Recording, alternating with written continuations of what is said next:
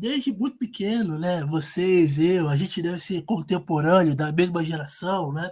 Professor André, Priscila, enfim, todos nós, a gente aprendeu que o nosso país é um país onde as relações raciais e sociais não eram conflituosas, né? A gente cresceu ouvindo que o Brasil é um paraíso das relações raciais, o Brasil é uma maravilha, né? O país de gente boa, todo mundo se dá, não tem guerra, não tem conflito, não tem, né, conflito racial. Ah, não, conflito racial é coisa dos Estados Unidos. Ah, conflito racial é coisa da África do Sul. No Brasil não tem nada disso. O Brasil é o paraíso das relações raciais. Então a gente cresceu com esse imaginário. Esse imaginário que a gente aprendeu desde a tenra infância, desde lá dos nossos primeiros anos, né? Ele não veio do nada, ele não caiu do céu. Né? A gente aprendeu com os nossos pais, e os nossos pais eles foram aprendendo também, né? Na convivência da sociedade, né? A partir de uma série de proposições que eram feitas, né, sobretudo ali nos primeiros anos do século XX. Né? Então, alguns intelectuais, né, alguns formadores de opinião projetaram esse imaginário equivocado, mentiroso, falacioso de que o Brasil é o paraíso das relações raciais. A ideia de que o Brasil era o país da democracia racial. Né?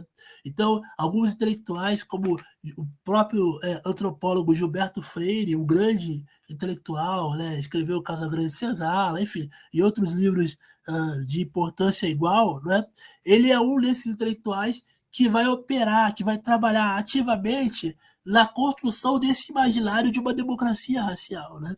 O Gilberto Freire chegava ao ponto de deixar explícito, de deixar posto, né? De colocar no texto de que o Brasil, a colonização brasileira, ela teria sido positiva, sobretudo para índios e negros, né? Porque aqui não tinha preconceito, a escravidão era uma escravidão branda, né? Diferente do que era nos Estados Unidos, enfim. E a escravidão no Brasil, ela produziu esse povo miscigenado, esse povo fantástico que não tem conflito nenhum.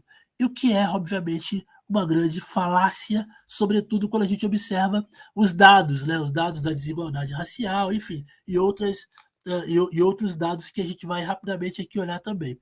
É, posto isso, falar sobre democracia racial só é possível, só é aceito, né, se a gente problematiza a noção de democracia racial.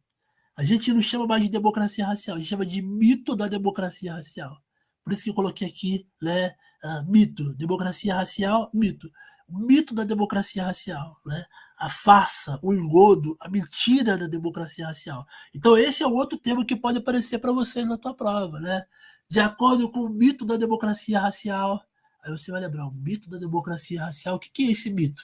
Esse mito, né, esse mito, essa ideologia, ela dizia que o Brasil era o paraíso das relações raciais, que o Brasil era um país sem conflito racial, sem desigualdade racial, né? Era um país onde as relações raciais estavam todas pacificadas, né? É um país sem conflito, sem desigualdade entre negros, brancos, indígenas, é um país de oportunidades iguais para todos. Veja, a ideia de democracia, democracia, democracia de todos, né? Todos com oportunidades iguais, né? Então, quando você ouvir essa expressão, segundo o mito da democracia racial, você vai lembrar, você vai puxar pela memória, né, que esse mito está associando essa ideia, né, supostamente de que o Brasil não teria conflito. Né? E aí, mas eu deixo bem explícito aqui, inclusive chamando a atenção, a democracia racial é uma farsa, um mito, um engodo que não corresponde à realidade social. É uma ideia falaciosa que serve apenas para maquiar uma realidade social altamente racista, excludente, conflitante e discriminatória, além de aprofundar as raízes e as estratificações sociais injustas, legitimando a desigualdade social no Brasil.